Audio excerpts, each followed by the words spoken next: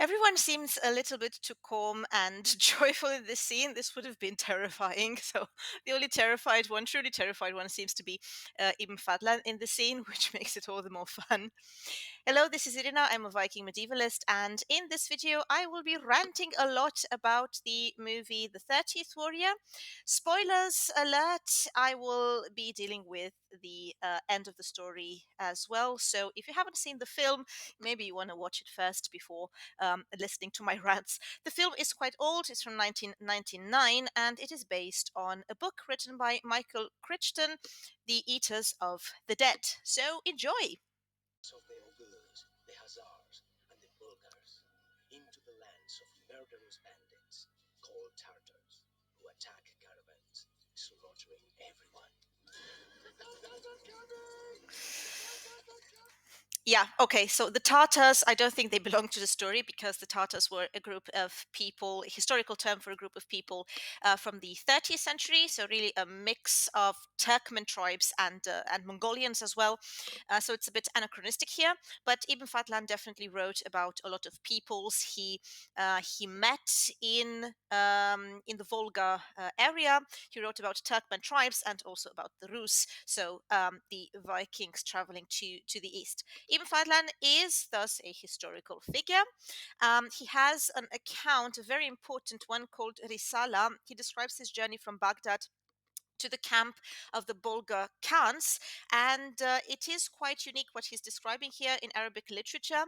He was essentially an emissary of the Abbasid Caliph Muqtadir, and his mission was to deliver a message as well as gifts from the Caliph to the recently converted Khan.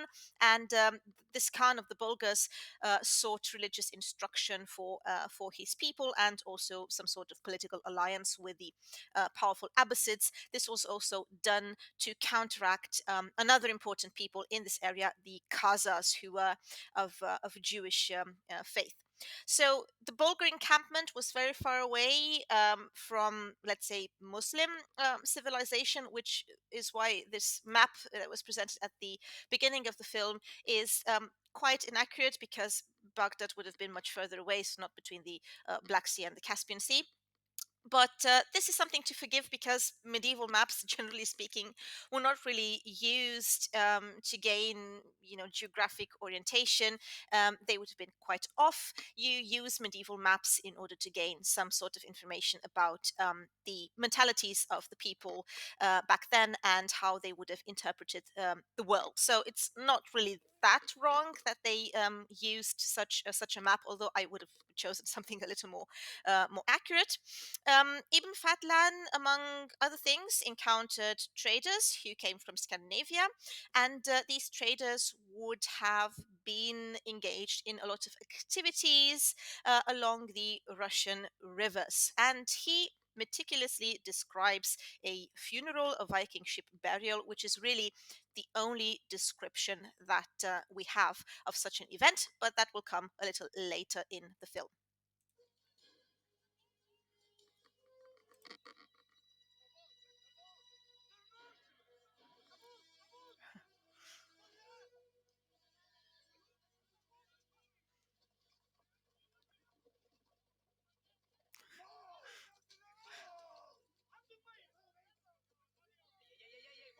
Wait!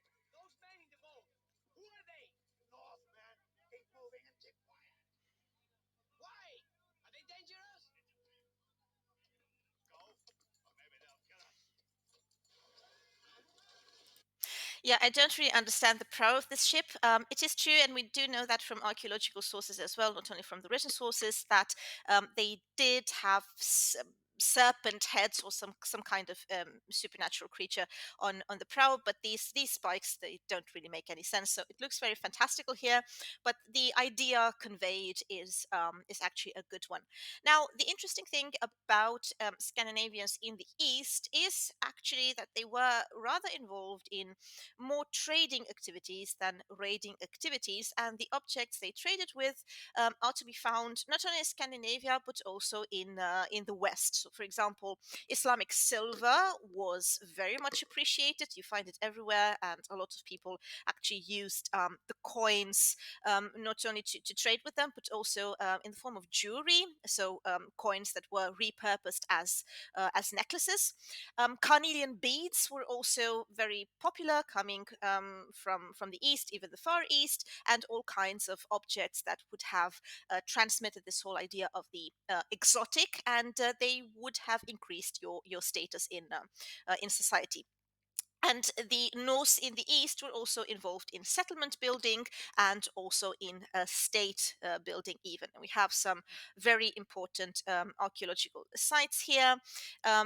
Displaying this whole idea of settlement building, and I don't I'm not really referring to Kiev, which is perhaps the best known example. I'm referring to even older sites, which are the Staraya Ladoga and the Ro Rorikivo-Gorodische. Yeah, these are older sites from even the 7th century. I think it's the oldest layer, which clearly shows that they were in the area. They were, yeah, engaged in the formation of new communities, and they were also communicating with a lot of other peoples in the area, from Balts and Finns and Slavs, a lot of Slavs, and also Turkmen populations, Turkic speaking population, the Khazars, as mentioned, the Bulgars, the Muslims, the Byzantines, and so on and so forth. So, from this point of view, they were quite multicultural for the time we're speaking of.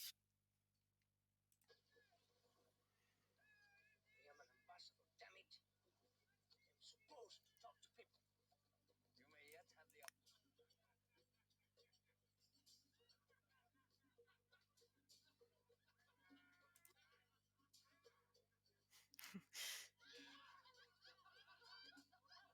Yeah, so this is the great feast, the funeral feast they're holding. Don't really understand the fires. Suspended from the roof, or the very large torch. These posts also look a bit weird, but at any rate, it does look kind of dim and smoky, which I think is what would have been the case. What I'm more interested in this scene is from a linguistic perspective, because the translator, which who in the movie is Melchizedek, is trying different languages. So he's trying Byzantine Greek, and then he's trying Latin in order to communicate. So this is something I really like, because it doesn't really come up in a lot of films from the period. So this whole idea of people speaking multiple languages, and not only the ambassadors, but also the traders and raiders. They would have been somewhat versed in different languages, because it would have helped them, to adapt and to profit from any opportunity that would have arisen. Also, very interesting. When he speaks Latin, at least, he wants to ask for the chieftain, so for the Rex, the king, but I think he uses the word lex, which is the law, so it wasn't really accurate. This is um, a very interesting note, because they wouldn't have spoken like grammatically correct. So I find this also very, very nice detail. So you're supposed to be able to just communicate and get your message across. Nobody expected you to speak like correct grammatically. So I think this is a very, very nice addition to this whole atmosphere that the film is trying to evoke. This is his funeral.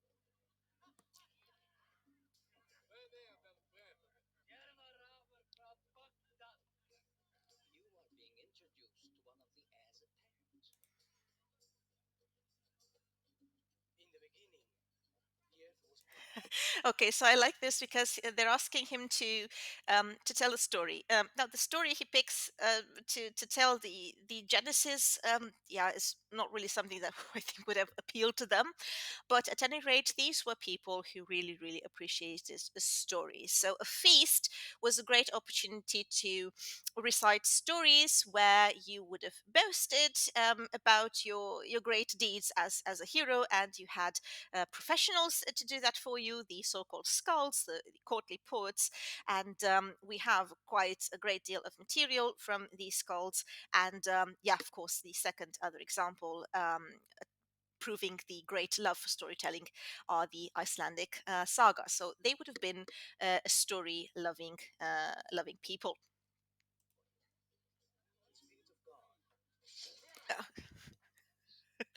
Okay, yeah, so I skipped that violent scene when somebody is killed. This is also something that could have happened at a feast. Generally speaking, a feast was very important because it was an opportunity for you to negotiate status or to gain new allies or to also to make some enemies every once in a while. That could have also happened, but generally speaking, it was necessary in order for you to like show yourself to the other members of society and maybe forge some very useful friendships. So the next scene is the one with the Viking funeral.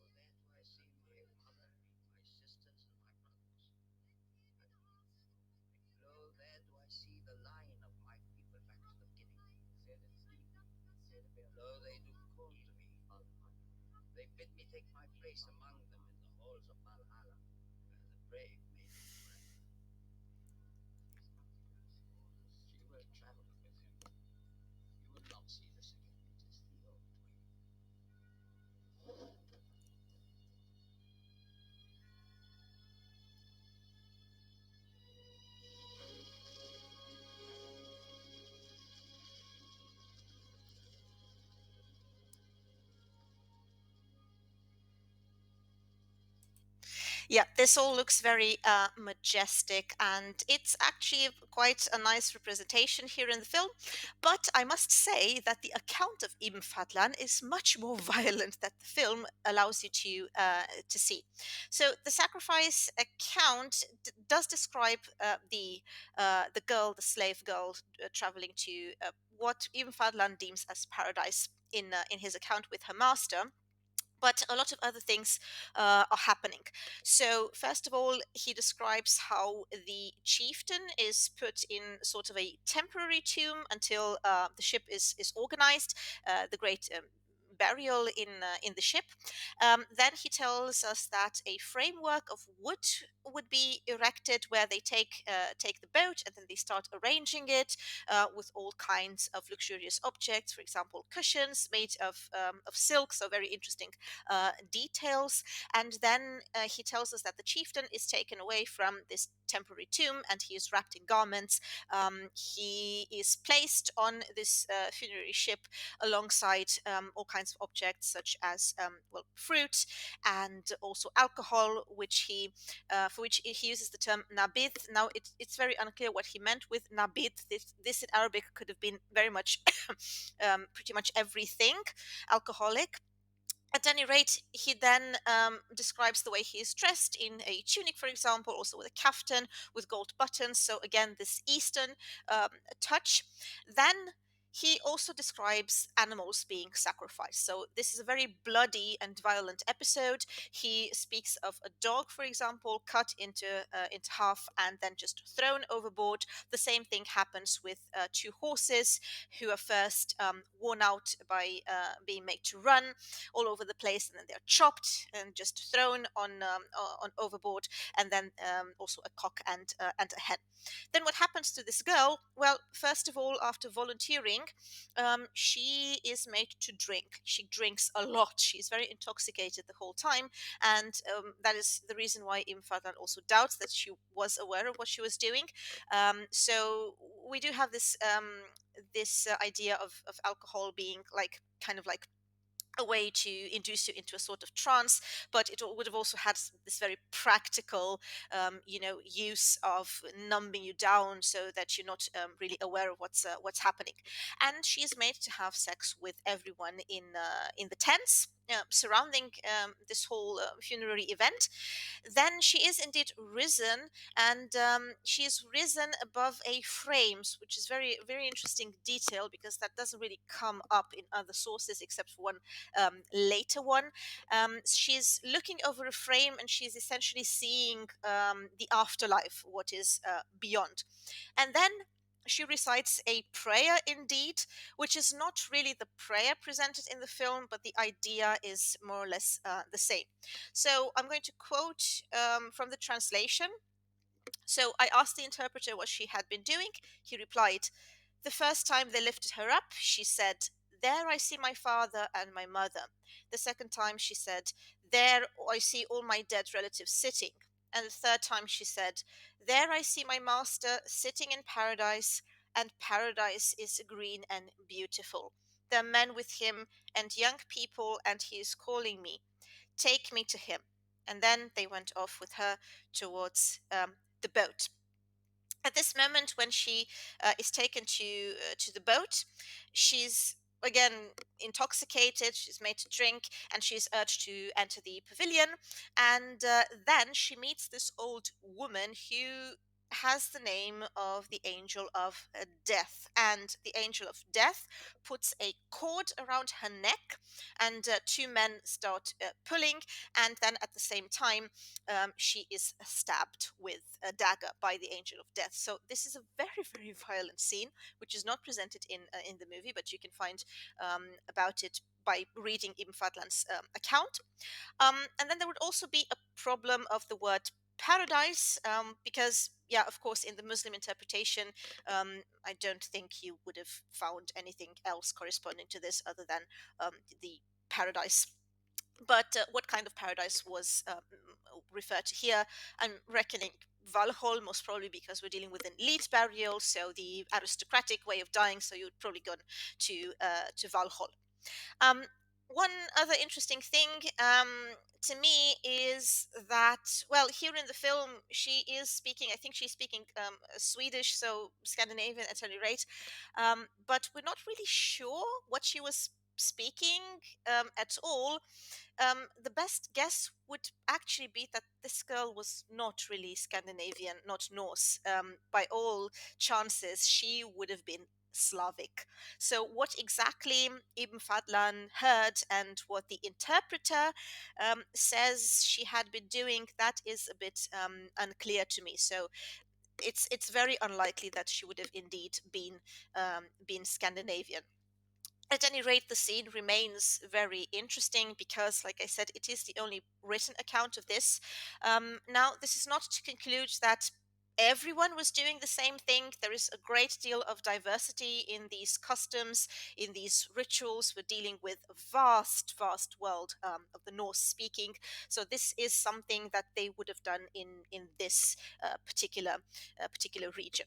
There is also an interesting comment about cremation later on, where um, someone asks, "Why are you doing this? Why are you not burying your dead?" And then the Norse reply, "Well, it's silly to bury your dead, because if you burn them, then you're going to release them very quickly, and you would allow them to go to, again, paradise. What this paradise would have exactly meant is a bit unclear. So at any rate, it's very good that they included this scene in the film. But yeah, like I said, the account of Ibn Fadlan is actually much more interesting.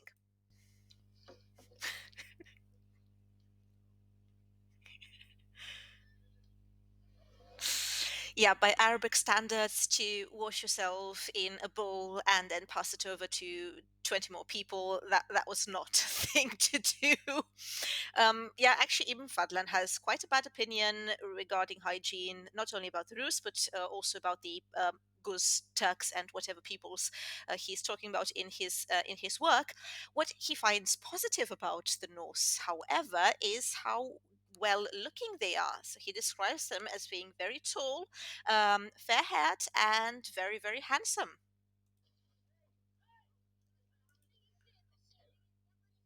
terror that has no name, terror that must not be named. So here you can see Bullwife, who is modeled after Beowulf, very loosely modeled after Beowulf. And here they received the news that some ancient evil is terrorizing Herot. So that would have been this legendary hall in Denmark. So there's a messenger coming, and then later on you're also going to see the prophetess, the Volva.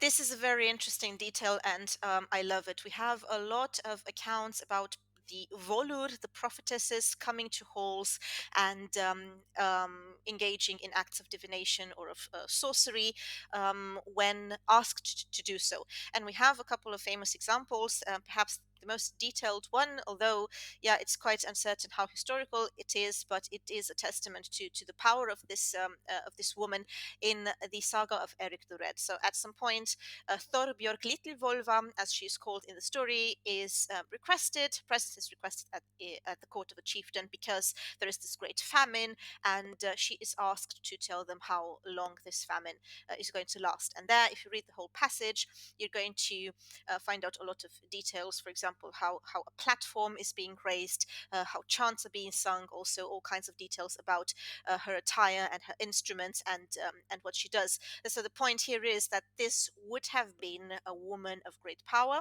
a woman of great agency, and most likely this would have been something characterizing not only Norse Viking society, but we also have much older references to this kind of role that a woman could have adopted, even dating to the time of Tacitus and his Germania.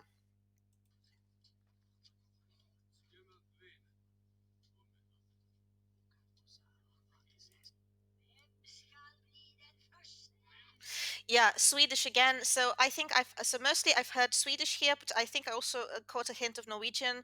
Definitely a kind of mix up to convey this idea of pan Scandinavianism somehow, which I find very cool because okay, it's not Old Norse what they would have actually spoken, but it does invoke this idea that they would have spoken something they would have had in common. So this is also quite a nice touch, and also the soundtrack. Soundtrack is absolutely majestic. I love it.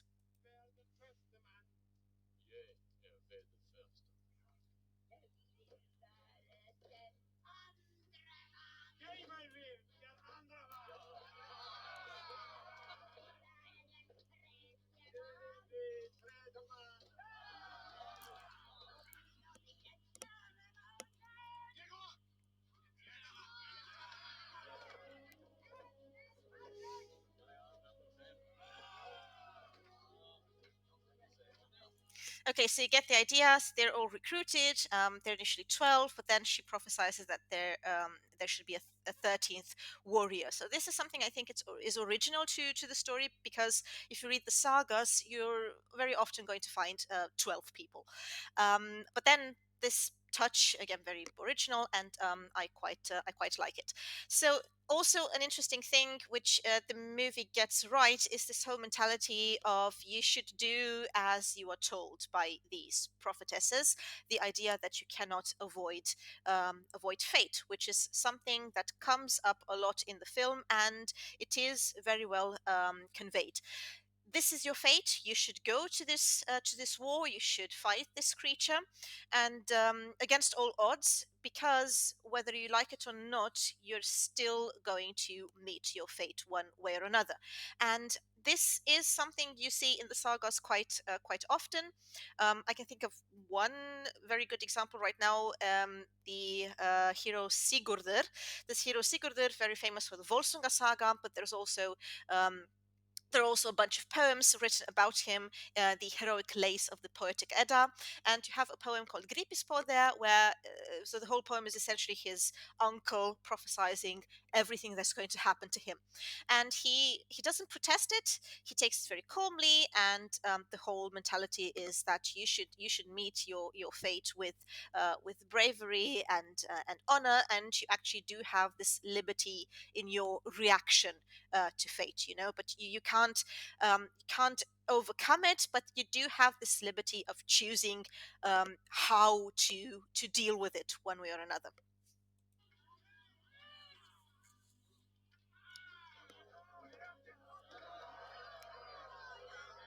Oh, I must say, I also like their hairstyles because they seem to be quite diverse, which again I think is a nice touch. We do have some vague references in the sources that they would have followed a certain fashion, but they're quite vague. For example, we have the letter of Alcuin of York complaining about the Anglo Saxons imitating the Norse style, but he doesn't really detail what that style was. And then on the tapestry of Bayeux, we also have the very famous now Norman undercut. But again, we're talking about the 11th century and a particular region, so this could not have applied everywhere. But yeah, speaking of hair and hairstyle, what we do know is that hygiene, the hygiene of your face and your hair generally would have been very important. We have a lot of example of combs. There are combs everywhere throughout the archaeological record.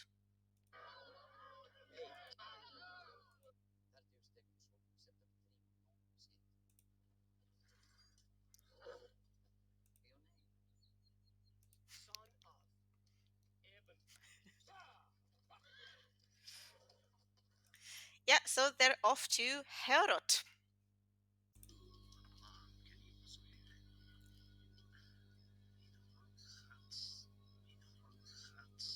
Again, a very interesting linguistic detail here, how Ibn Fadlan learns Old Norse. Of course, that would have been a little bit exaggerated. So I'm reckoning a few weeks of travel, and he would have gained fluency. I'm quite envious, as a matter of fact. But the general idea is actually quite good. So if you have an immersive environment, it's inevitable that you actually pick some of the language at least, or at least in order for you to communicate with the others.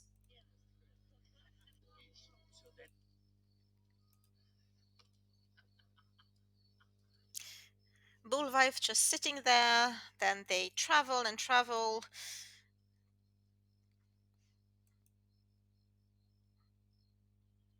Yeah, there was a scene there where Bullwife asks Ibn Fadlan to show him how to write sounds, which is a little bit strange because most likely, if you were a member of the elite, which is exactly what Bullwife is, or Beowulf, you would have had some knowledge of the runes, of runic writing.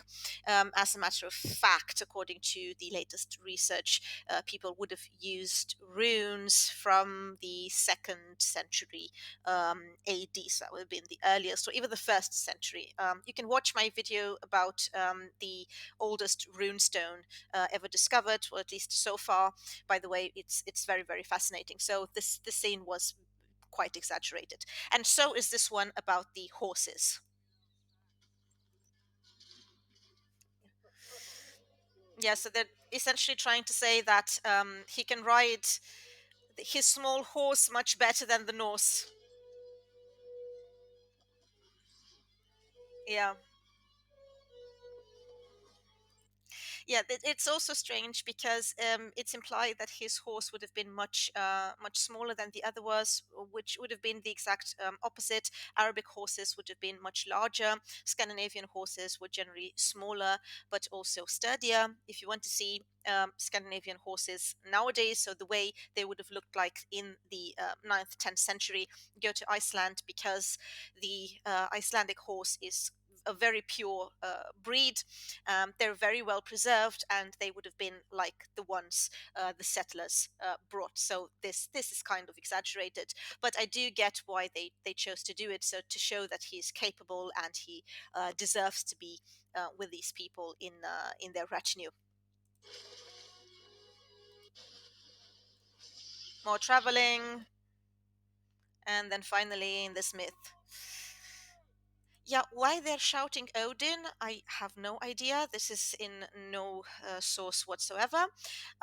But it is interesting that they are shouting. I think they're doing so because it's kind of like an echo ping. So you're able to determine how far away land is if you shout. So as a mariner, I think you would have had the necessary competence to use that skill. Otherwise, yeah, this whole mist is also used to induce this Scandinavian mood where something mysterious and fearful is happening, terrifying is happening. So yeah, maybe a nice touch as well.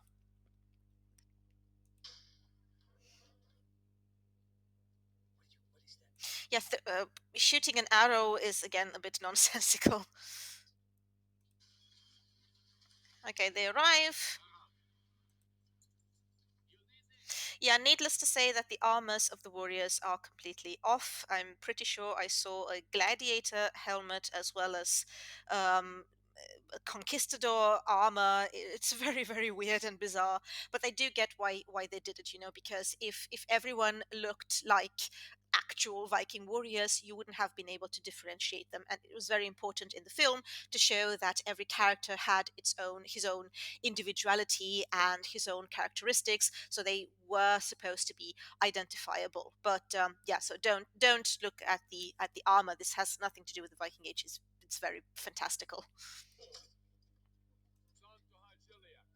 Like if you look here at the armor of Bulva, like this is plate armor. It's not the Battle of Agincourt. This does not belong to this age. But then again, the chronology is off as well. Beowulf happens in the 7th century, and then you have the account of Imfatlan, which is in the 10th century. So it's very chaotic, the chronology. But at any rate, we're going to Herod now.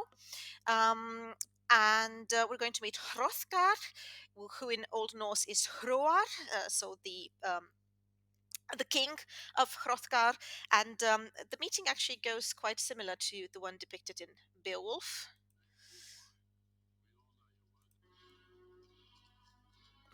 Soundtrack, soundtrack is top notch. Yeah, again, the hall, this is not a Viking hall. If you want to see a cool Viking hall, a reconstruction of a Viking hall, you should visit Leire, which is in Denmark. It's the ancient site of Hleidra, which is also mentioned in some Icelandic sagas, in the saga of Hrolf Kraki, about which I have a long lecture if you're interested in that. It has a lot of elements common with Beowulf. Yeah, Hleidra. Yeah, some of these Viking halls would have indeed been very, very large, like 75 meters, even 80 meters long. But you would not have had these elements. This does not look like a Viking hall, but it's just made to like convey this idea of an ancient hall with powerful people inhabiting it. So don't really take it seriously.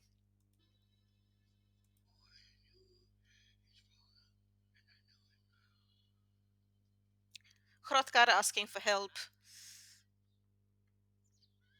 Yeah, they're talking about the Wendels here. The Wendels being the villains of this film. The Wendels, um, uh, they're like these wild humans, remnants of Neanderthals, somehow surviving till the 10th century and terrorizing the village. So they're like this collective Grendel from Beowulf, if you will.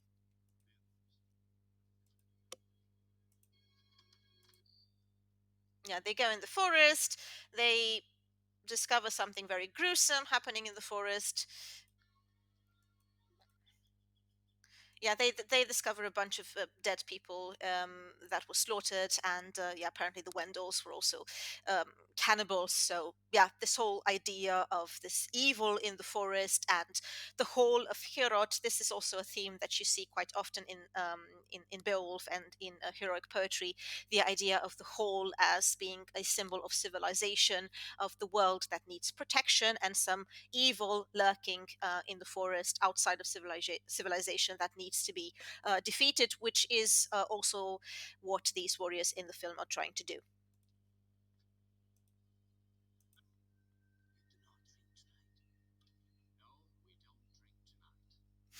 We don't drink tonight, no. We just thank God. Yeah, you can see here the horns of the Wendels. The Wendels apparently are wearing horns of wild animals, and they're also dressed as bears, which is actually something very interesting. And I think, well, I'm not very sure whether the inspiration was intentional, but it is there. The theme of the berserker, but the way it is seen in the saga. So berserkers, these warriors that would have you know, thought of themselves as being animals. They would have induced a trance-like state in order to fight better. There were villains in the sagas. They are never portrayed positively in the sagas, and this is the same thing you can see in the film. again, this idea of them being outsiders. They represent the threat of the outside, this ancient terror attacking civilization.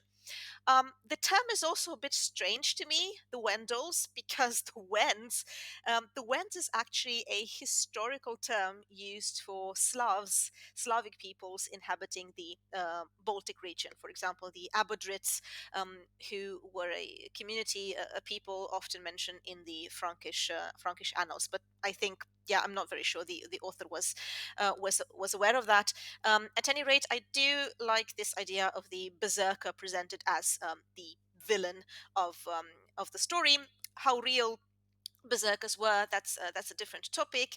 I think that if they were somehow real, in any way possible, they would have been this like very small group of warriors, maybe involved in Odinic rites, like imagining you were an animal would have probably helped you fight better. And this is also something you see in the saga of Hrolf Kraki I mentioned earlier. We have a hero called Bodvar Bjarki, who is a little bit a correspondent of Beowulf, from the poem, or of Beowulf from the film. And Bodvar Bjarki actually turns into a bear in order to fight on the battlefield. He leaves his body, and let's say a part of his self, a part of his soul, actually turns into a bear.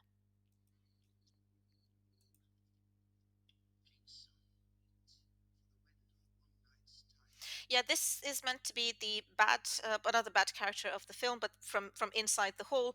He's called Wiglaf, but Wiglaf from the poem from Beowulf is actually not really a bad character. He's a cousin of Beowulf, and he is in the last episode of the poem, the one with the dragon. I think he's the only one brave enough to go face this dragon, and Beowulf also um, bestows upon him the responsibility of guiding the community after his death. So he's not modeled after the Wiglaf from the poem. I think he's rather modeled after another character by the name of Unferth.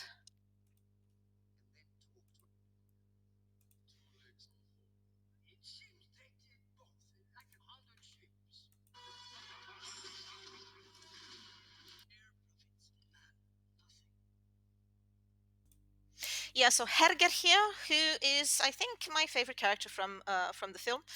So the blonde one, played by a Danish actor. I don't think I have seen in other films, which is a pity. He says something very interesting, again related to the idea of fate, that you cannot avoid fate.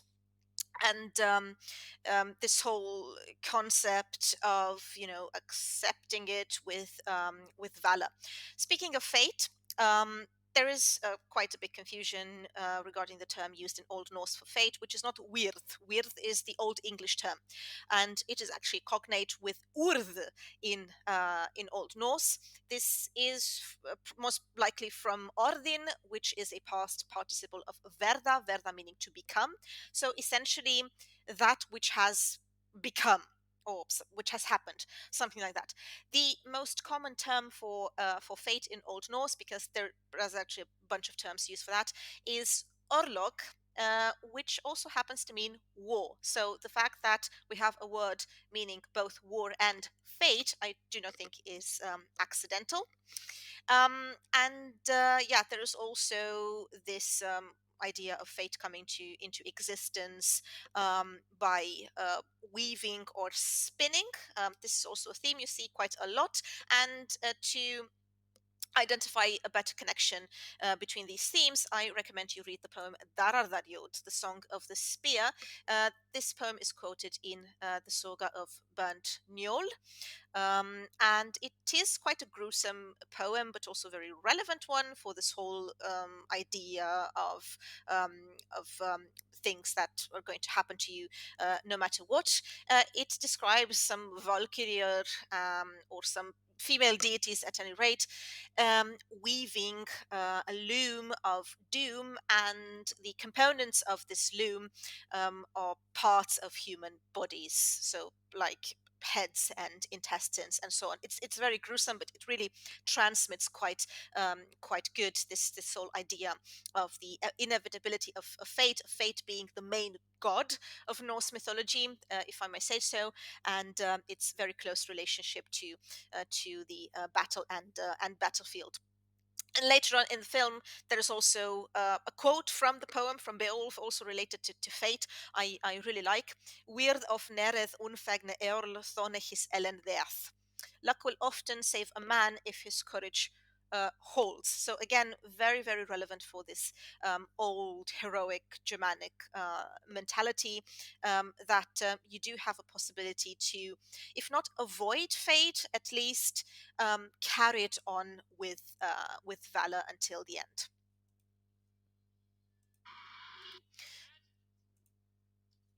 Yeah, so I'm going to skip the battle because it's very violent, and I still want this video to be monetized.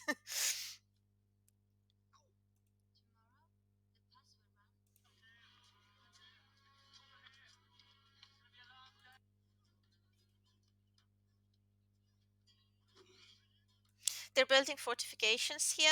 A little bit of stereotype. Apparently, Ibn Fadlan cannot use a straight sword, and he's going to change it afterwards after going to a smithy.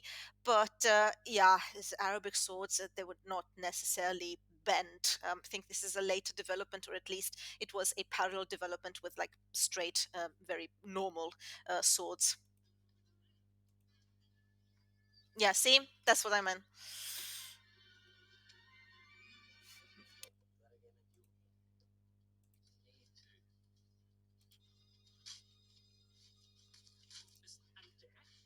Yeah, so here Holmgang, so duel, is about to start, and again they got it right because it is provoked by an insult. If that were a case, yeah, you could have, or you had actually a duty to call the other person to a duel if you considered fit. Insulting someone was a very very big deal in this society, and it would have been a cause of violence and even death. But here they're trying to make a point. They're trying to teach a lesson, to teach Wiglaf a lesson and his party. And at the end of the battle, there's also an interesting detail. So again, I'm not going to show you this because it's violent. So if you want to check it out with the watch the whole film.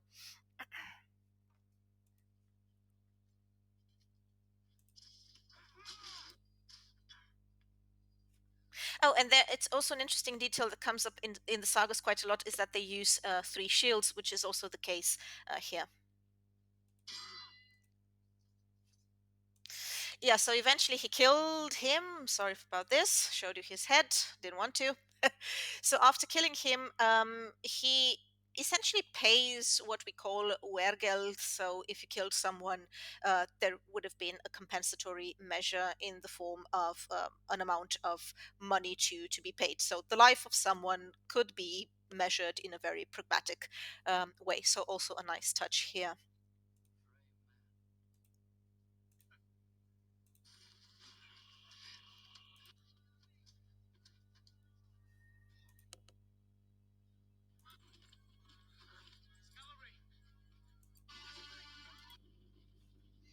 So they are Neanderthals on horseback and with torches. Needless to say, this is completely supernatural and fantastic. But yeah, it's quite enjoyable. It's like quite a terrifying enemy. They have a ditch, which is a good point.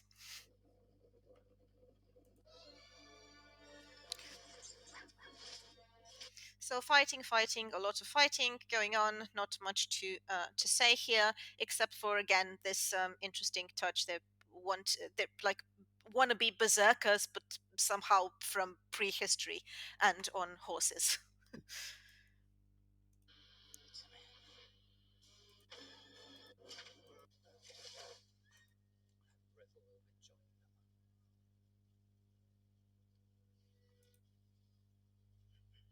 Drinking mead together, of course. Ah, Herger.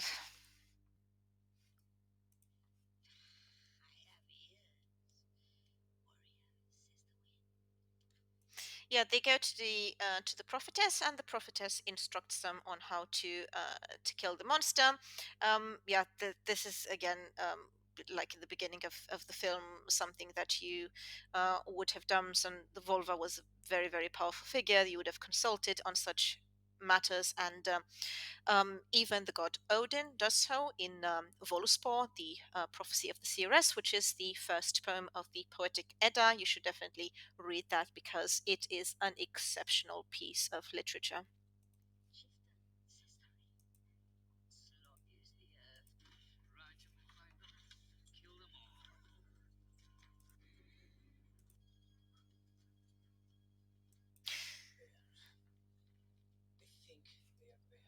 Bears. They think they are bears. They think they're bears, which is true, which is, yeah, again, something that would have been very effective on the battlefield. Brace. Yeah, this does resemble a little bit what happens in Beowulf, if I recall correctly.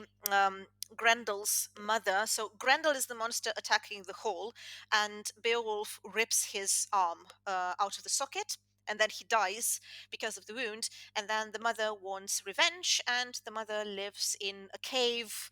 And also, they have to cross the water or a stream or something to reach the cave. So this is also interesting detail reminiscent of that in the film.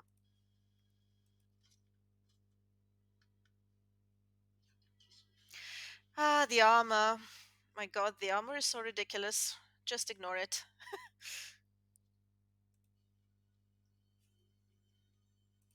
Yeah, these statuettes, reminiscent of Venice of Willendorf and the Neanderthals. I don't think it makes a lot of sense here, but then, yeah, it doesn't really have to.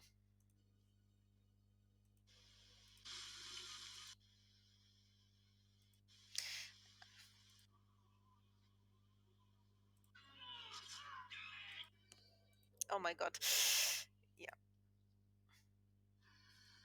So here it happens the other way round. First, Bullwife engages with the mother, and afterward, he engages with like the chieftain. Yeah, and then he is injured here because she poisons him.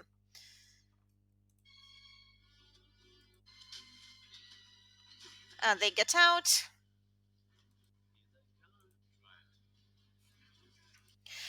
One more thing, I really enjoyed Bullwife in this film because he does remind me a little bit of Beowulf in the sense of he's this kind of like man of action. He's not a man of many words, and he's not boastful either. So he just lets his actions speak instead of his words. It's a little bit in the sense of understating pretty much everything that is going on, and there's just no going for it. So this is also something that is more or less in accordance with the poem.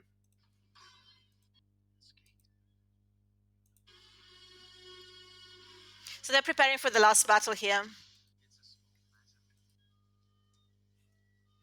I'm not really familiar with these customs, I must confess, but it does seem very off. I can't put my finger on it, but something seems very off in this prayer scene.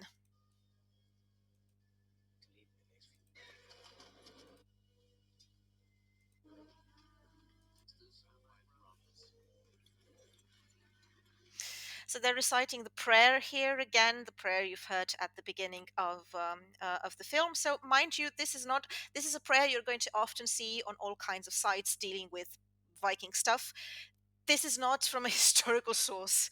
This is from the 13th Warrior. If you want to look at the actual prayer, go to Ibn Fadlan's account to Risala.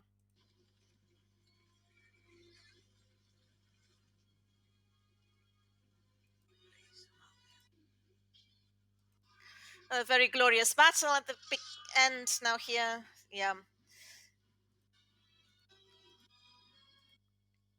So they accomplish their purpose. Yeah, they defeat the evil. They defeat the evil, and Bullwife also fulfills his fate, and he is given this like grandiose funeral, just like Beowulf. And yeah, this is essentially the end of the film. So overall, I really did enjoy this film. I remember seeing it. Yeah, I think I was 10 or 11 when I saw it first. But as an adult, I still enjoy it. I think it's quite a good mix of these disparate sources. So you have Fadlan, and then you have Beowulf, and then you have the whole made up stuff. But somehow it worked. I mean, the story, I really enjoyed it for two reasons in particular. So the first one is that I think overall the heroic mentality was very well conveyed throughout the whole film, and secondly, because of the characters, the dynamics between the characters I think was top notch, and I also really liked that we have one of the heroes being of another culture, so from the Muslim world, and this whole connection he manages to cement with the Northman is very neat. Um, 1999, so after 9/11, I don't really think we have any positive Muslim characters in films that I can think of. So that was a very, very nice touch. But in order for this to function, you needed a third character, the villain, so these wild beasts slash humans living in the forest. So they were the enemy that needed to be defeated, and in order to do so, we have this very strong community building between all these heroes. So from that point of view, I think the film was quite successful, and I'm actually sad it was a flop at the box office.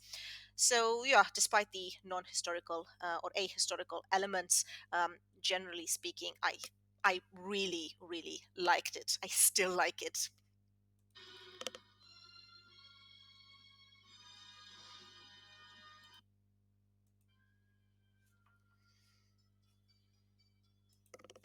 Yep. Okay, that was it. A few rants on the film The 13th Warrior. If you enjoyed it, you can continue with one of the videos I listed here. So, either the one about the saga of Hrolkraki, I also have one explaining the role of fate in more detail, or you can just scroll throughout my whole playlist about Norse history and culture. Thank you so much for watching. Hope you enjoyed it. This was Irina, and till next time.